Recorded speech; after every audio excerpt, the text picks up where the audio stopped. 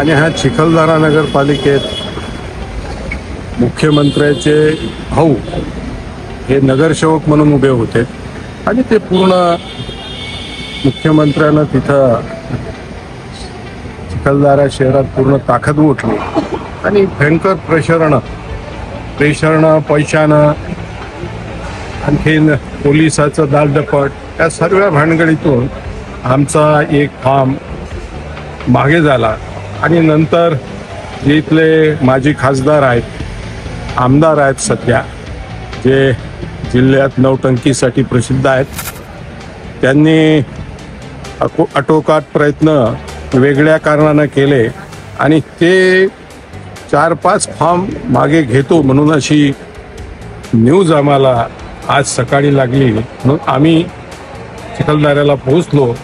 पण त्यांची अवकात नाही, त्यांनी स्वतःहून तो फॉर्म मागे घेतला म्हणून झाला. त्यांची अवकात नाही कोणाला हात लावायची. म्हणून सर्व 19 नगरसेवक जे लढून राहिलेत ते आणि अध्यक्ष सर्व आमच्या सोबत आहेत आणि 3 वाजून गेले, एकही फॉर्म मागं झाला नाही आणि करायची खूप कोशिश केली पण झाला नाही.